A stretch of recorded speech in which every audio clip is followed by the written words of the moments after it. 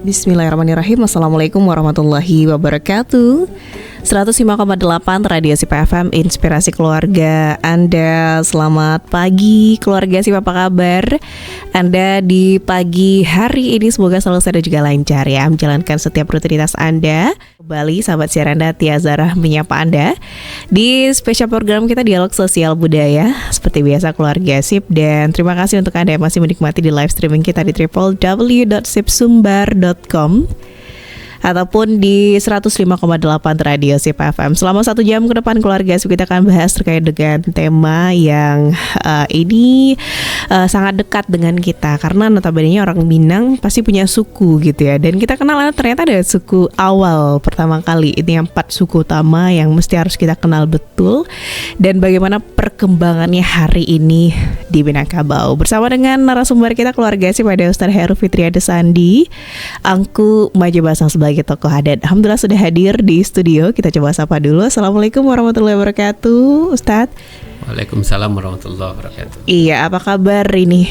Alhamdulillah. Alhamdulillah. Mengenal 4 suku utama di Minangkabau ya. Seperti kita ketahui ya, Angku, bahwasanya dulu kita kenal ada 4 suku yang paling dasar banget. Dan di pelajaran budaya alam Minangkabau waktu SD itu kita kenal juga 4 suku ini dibagi dengan 2 datua yang kita ketahui gitu ya. Nah, tapi mesti harus kita pahami dulu nih asal usulnya, asal mulanya seperti apa cerita dari pembagian 4 suku dasar atau 4 suku utama yang kita kenal di Minangkabau. Dan ini bagaimana asal usulnya di suku tersebut ini, Angku? Baik, pertama kita mohon izin pada angku-angku Nini Mama Pengulu Nanggadang Basar Debatua Sarato para cadia pandai, para dubalang, alim ulama suluh bendang dalam nagari, Sarato jo mbundo kanduang mande-mande kita yang ada di Rana Minang. Pertama, asal usul itu tentu kita sebagai orang Minang, acuan kita sampai hari ini yang ada itu adalah tambo. Ya, tambo adalah berupa karangan seseorang. Namun di sini kalau dinilai keilmiahannya, itu belum bisa menjawab apakah dia ilmiah, karena ini berdasarkan dari pendapat dari si penulis itu sendiri gitu. Dan tambo ini pun juga ditulis berdasarkan cerita turun temurun ya, dari mulut ke mulut, dari narasumber yang ada, kemudian dirangkum menjadi sebuah catatan. Kalau asal usul awalnya kita juga tidak bisa memvalidasi ya asli atau tidaknya gitu. Yeah. Cuma kita berbicara berdasarkan tambo yang ada. Baik. Ya. Jadi dari berbagai macam tambo atau karangan dari para cendekiawan atau datuk-datuk yang ada di Minangkabau, itu menceritakan dengan beragam versi. Baik. Ya, modelnya gitu.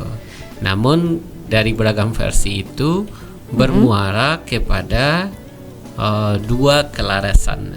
Baik. Jadi di Minangkabau itu terdapat 2 kelarasan. Lareh dan Duo. Yeah. Nah, di mana 2 kelarasan ini yaitu kelarasan Kotopiliang dan kelarasan Bodi Caniago. Baik. Nah, sementara untuk masalah kesukuan itu sendiri di tambo itu juga beragam. Ada yang menyatakan suku itu dibuat berdasarkan tempatnya gitu. Yeah. Nah, maka kalau kita bicara Kotopiliang, kalau kita lihat dari bahasanya, koto atau berarti adalah tempat atau daerah yang sudah ramai, piliang atau berarti pilihan. Yeah. Nah, berarti daerah pilihan ya. Dan ini juga mengacu kepada awal mulanya pemerintahan dari Datuk Katumangguangan gitu. Nah, jadi kelarasan Kotopiliang itu dipimpin oleh Datuk Katumangguangan dari daerah Koto Nantuo di Nagari Tuo Pariangan. Jadi itu Koto Piliang. Kemudian kelarasan yang satu lagi disebut dengan kelarasan Bodhi Caniago. Kelarasan Bodhi Caniago ini dipimpin oleh Datuk Prapatih dan Sabatang. Ya. Jadi ada yang mengistilahkan suku itu berasal dari tempatnya, ada yang mengatakan suku itu berdasarkan keselarasannya, yang mana yang dipakai. Dan kedua-duanya mungkin saja bisa terjadi karena kita menemukan juga ada namanya suku Sarilama, suku Tigonini gitu. Berarti bisa jadi memang berdasarkan tempat atau lokasi berkembangnya di masa itu gitu.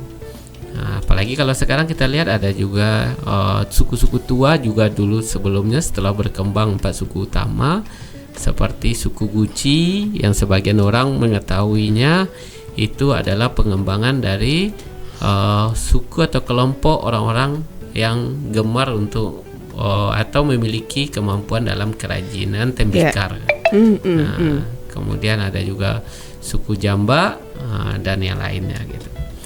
Jadi kita bisa ambil satu pemahaman bahwasanya suku asal di Minangkabau itu berawal dari sistem atau kelarasan yang ada di Minangkabau gitu. Dari sana berawalnya gitu. Itu dia asal usul ya. Dari yang bisa kita pegang gitu kan. Dari Tanbo gitu ya. Berdasarkan Tambonya gitu. Dengan dua kelarasan ya istilahnya gitu kelarasan, ya. Kelarasan yang dua. Jadi dari dua kelarasan ini disitulah bernama kelarasan Koto Piliang dan kelarasan Bodhi Caniago.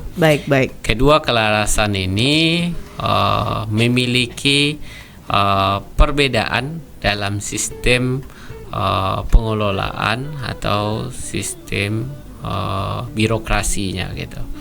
Kalau di Koto Piliang orang mengistilahkannya itu titiak dari Ateh. Artinya dia sistem kelarasannya memiliki sebuah pucuk atau kepemimpinannya gitu.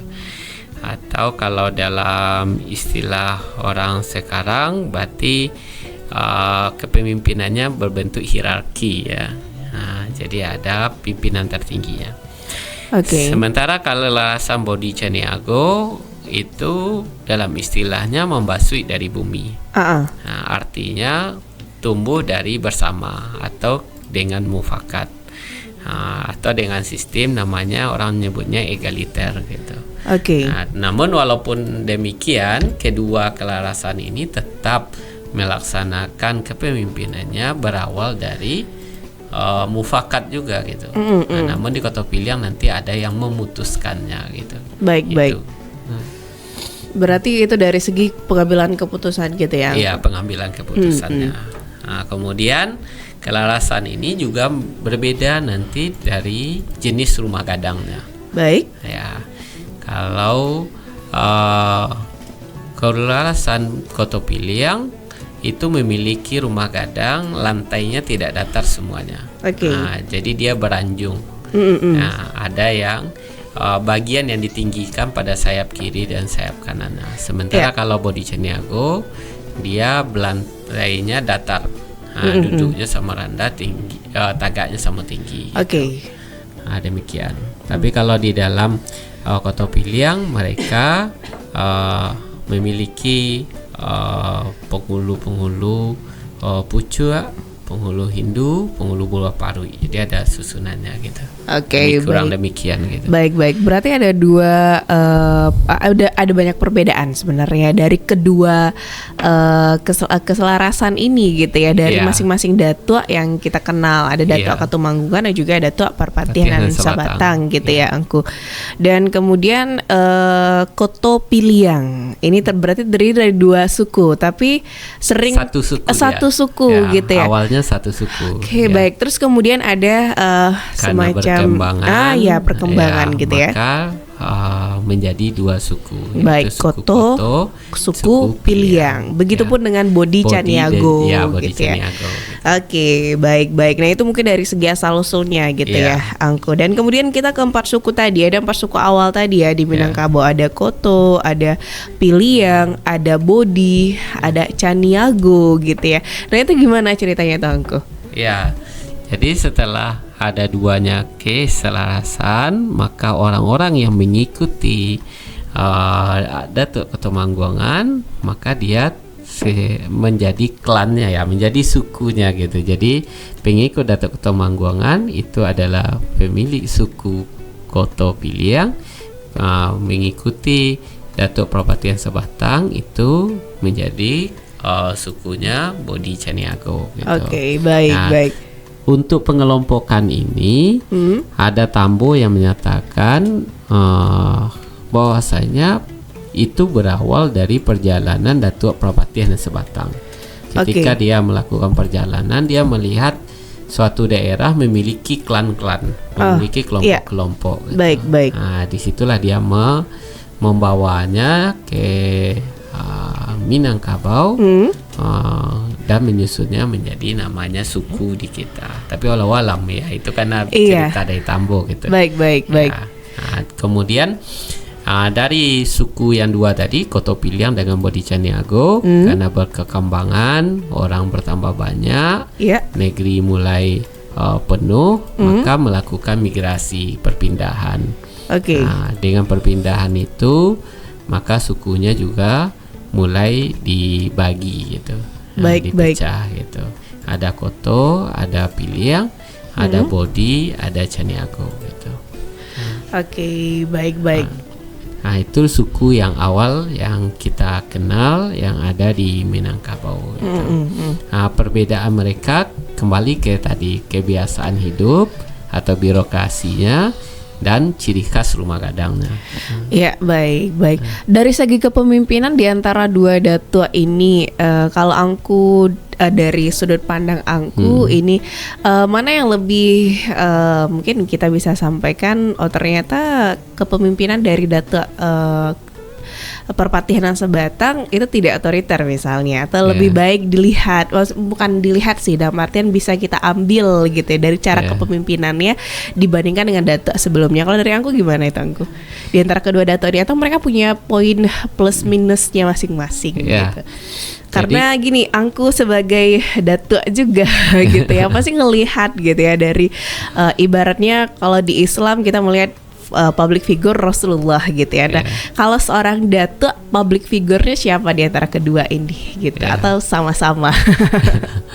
Nah, jadi setelah perkembangan dua kalarasan ini, maka muncul nanti ada yang tapi dia orang tidak menganggapnya sebuah kalarasan baru ya. Tapi dia lebih distilahkan orang pisang si kale-kale hutan. Nah, artinya dia bukan orang Koto Piliang, tapi dilihat juga bukan orang Caniago gitu. Nah, tapi mereka memakaikan kedua-duanya. Gitu. Dua-duanya gitu ya. Itulah yang lebih banyak berkembang di Minangkabau sebetulnya. Baik.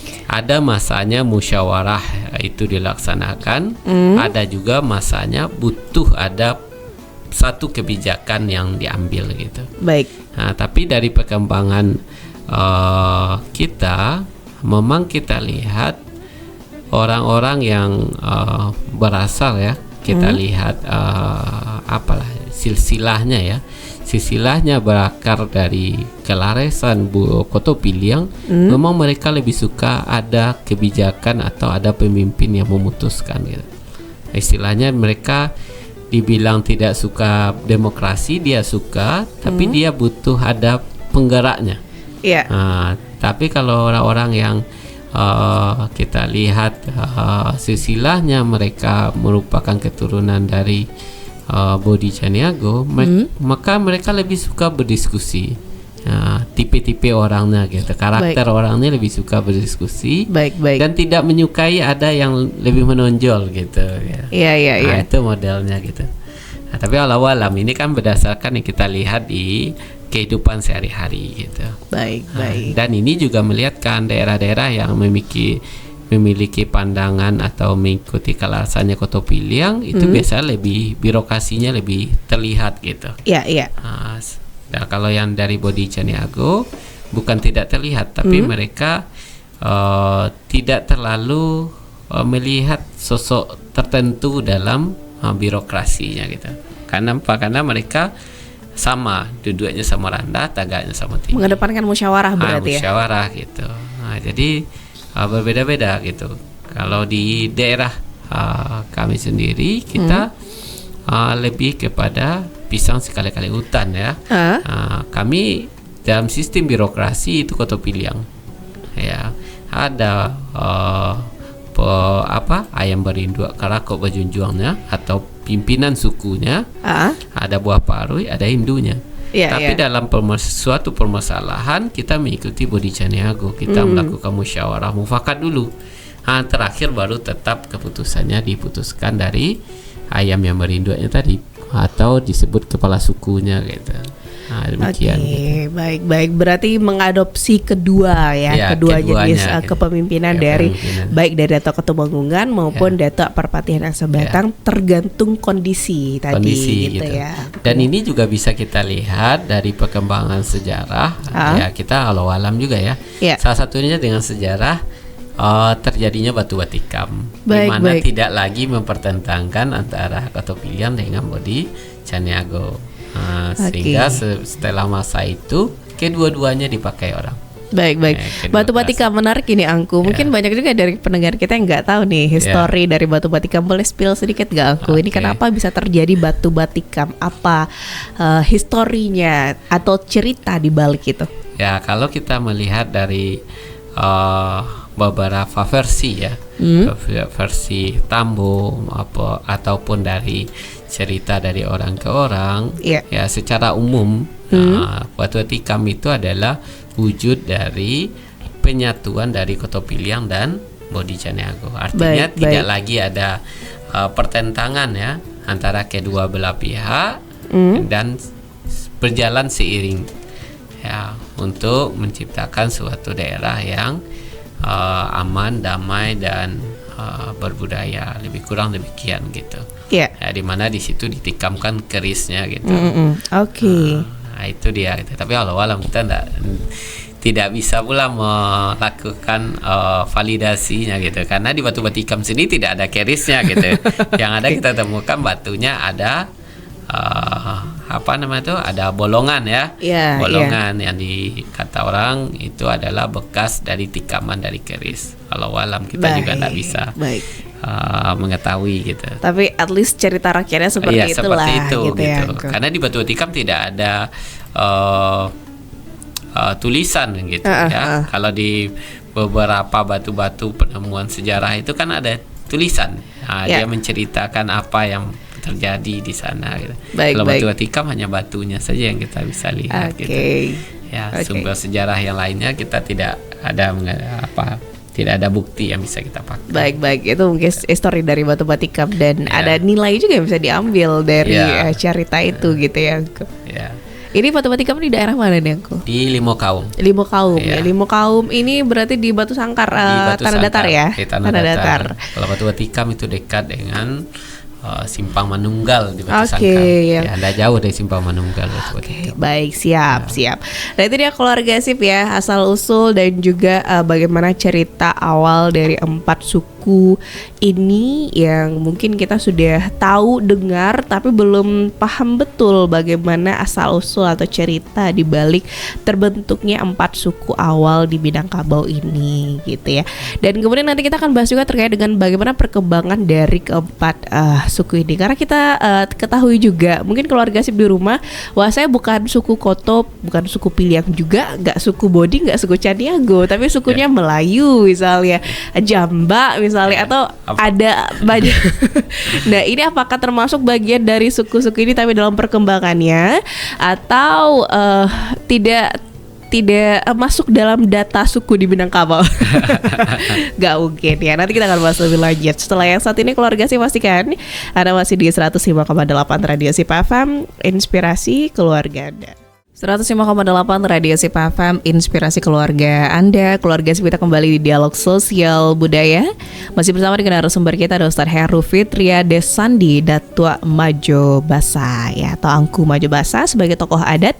Dan gak kerasa kita sudah di segmen terakhir Keluarga Sip, masih dengan pembahasan mengenal 4 suku utama di Minangkabau gitu ya. Tadi sudah kita telusuri lebih lanjut bagaimana asal mula dari keempat suku ini, dan kemudian apa saja 4 suku yang kita ketahui di awal di Minangkabau gitu ya.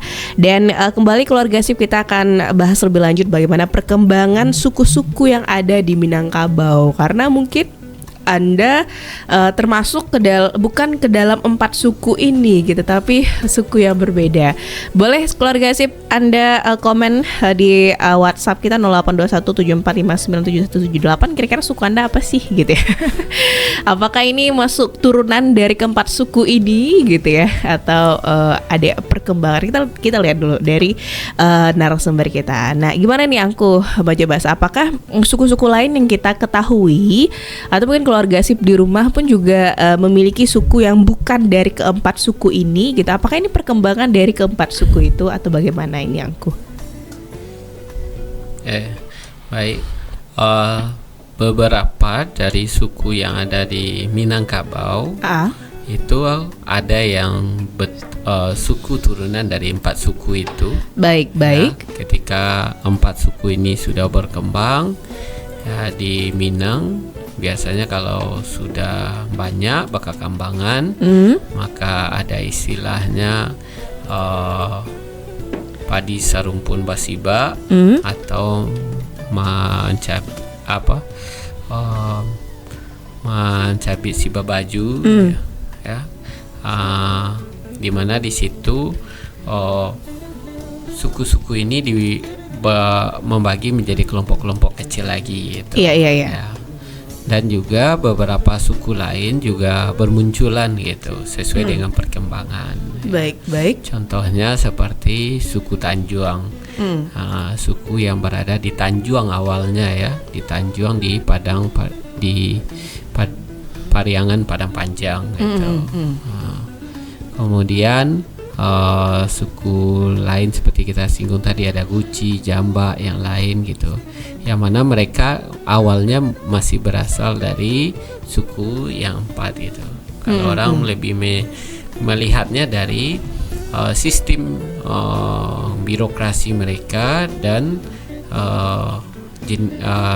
rumah gadang yang mereka gunakan gitu. Baik. Nah, maka di situ akan terlihat dia ini termasuk orang ke kelompoknya Koto Piliang atau ke Bodi Caniago. Iya. Sementara ada juga beberapa suku yang istilahnya di Minang itu namanya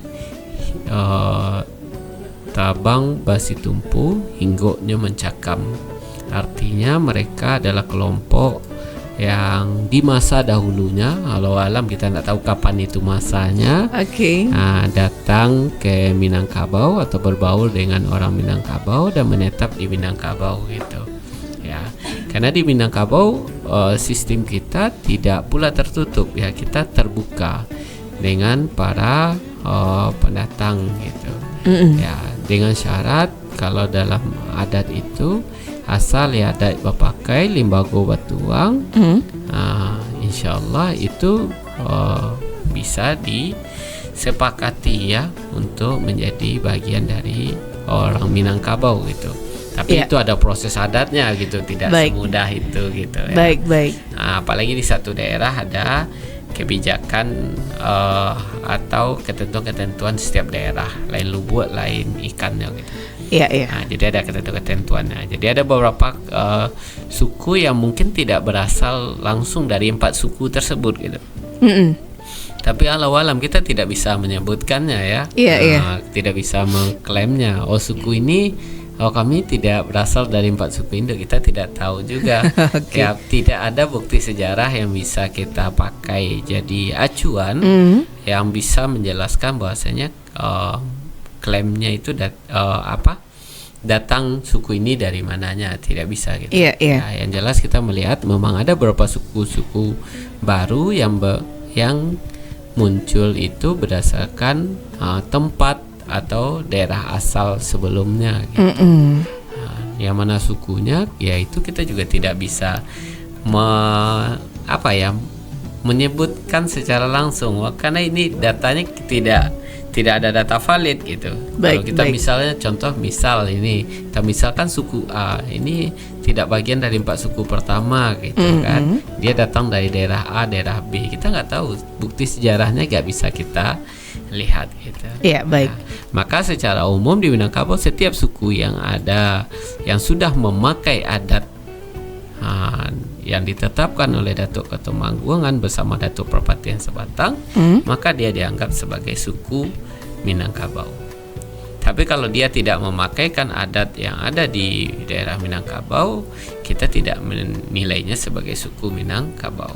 Ya, maaf disebut contoh misalnya kita satu daerah teritorial Sumatera Barat dengan Mentawai, tapi orang Mentawai dia tidak bisa kita sebut sebagai orang Minangkabau.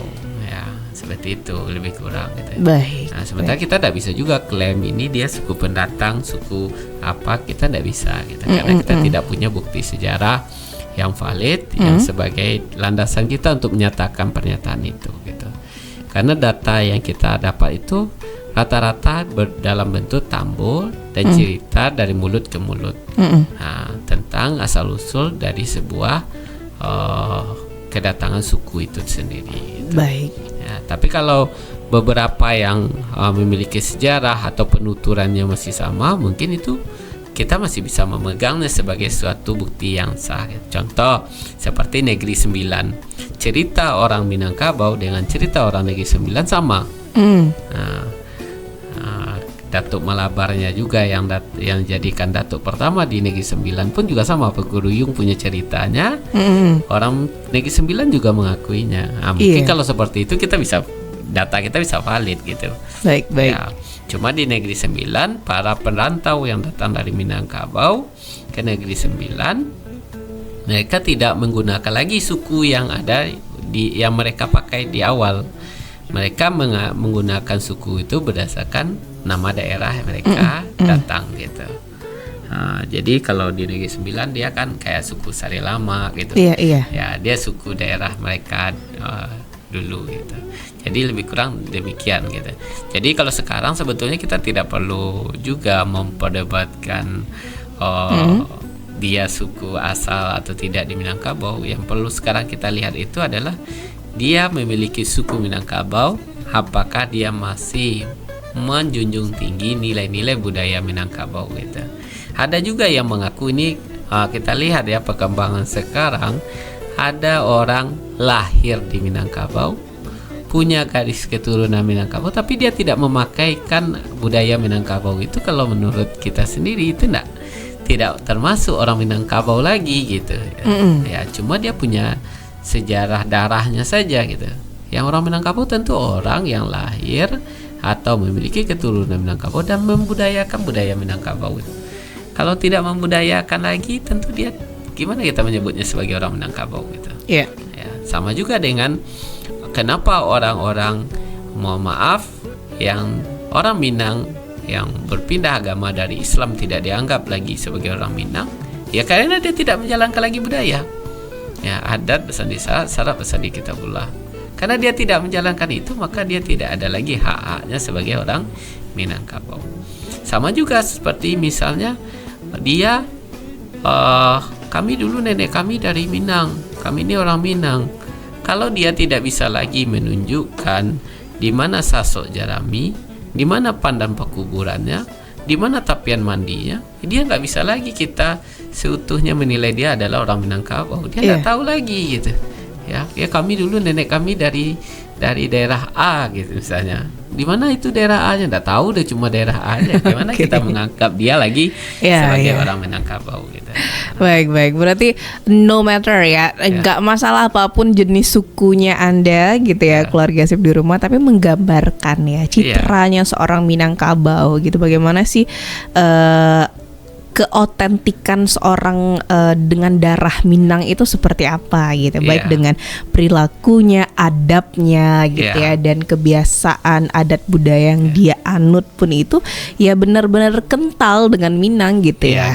Angku. Terutama bagi yang merasa orang Minangkabau, kalau tidak mampu menyatakan atau menunjukkan siapa penghulunya, maka itu agak ragu kita mengakui dia orang Minangnya gitu. Siapa datuknya gitu. Iya. Dia tahu dia sukunya itu, tapi dia tidak tahu datuknya apa gitu. Ya, kita bukan menunjukkan datuknya itu siapa orangnya ya, tapi maksudnya gelarnya siapa, gelar sakonya siapa gitu. Iya. Nah, sehingga kita bisa yakin bahwasanya dia berarti adalah orang Minangkabau. Dia kemenakan dari datuk A, datuk B gitu. Baik. Ya. Jadi kita perlu ini karena perkembangan sekarang banyak orang mengatakan mengait-ngaitkan ini seorang putra Minang gitu kan.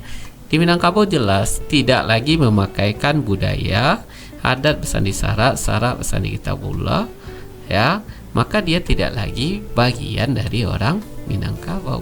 Mungkin dia orang lahir di Minang bisa jadi, kan banyak orang sekarang yang lahir di tanah Minang, tapi belum tentu dia orang Minangkabau. Banyak juga orang lahir dari orang Minangkabau, tapi belum tentu juga dia orang Minang kalau dia tidak lagi memakaikan budaya ya dan nilai-nilai yang ada di Minangkabau. Baik, ini sepertinya sekaligus closing statement ini dari Angku gitu ya. Luar biasa. Ini menyentil sekali keluarga Sip ya, bahwasanya sebaiknya gitu ya Anda maupun kita ya Angku di sini, apapun suku gitu ya, tapi please tolong banget lihatkan bagaimana budaya dan menjaga nama baik Minangkabau ini gitu ya. Jangan sampai kita mengaku-ngaku orang Minang tapi ternyata jauh dari kebiasaan orang Minangkabau sesungguhnya gitu ya. Mari introspeksi diri keluarga Sip ya, dan jangan sampai kita menjadi oknum atau orang yang malah merusak citra dari orang Minangkabau gitu. Baik, bangga menjadi orang Minangkabau tentunya keluarga Sip, masih di Dialog Sosial Budaya, tapi sayang sekali harus kita sudahi pembahasan di hari ini. Aku terima kasih banyak mengenal 4 suku awal gitu ya di Minangkabau, dan sejarah ini merupakan suatu hal yang harus kita ingat, kita pelajari, dan silahkan dibagikan ke anak-anak Anda di rumah agar mereka tahu bagaimana historinya banyak hal, salah satunya suku di Minangkabau seperti itu. Angku, kita tunggu waktu selanjutnya untuk membahas tema apa ke depan gitu ya. Dan sehat selalu, kita sudahi keluarga Sip di rumah. Terima kasih kembali, dan akhir kalam subhanakallahumma bihamdika asyhadu an la ilaha illa anta astaghfiruka wa atubu ilaik. Wassalamualaikum warahmatullahi wabarakatuh.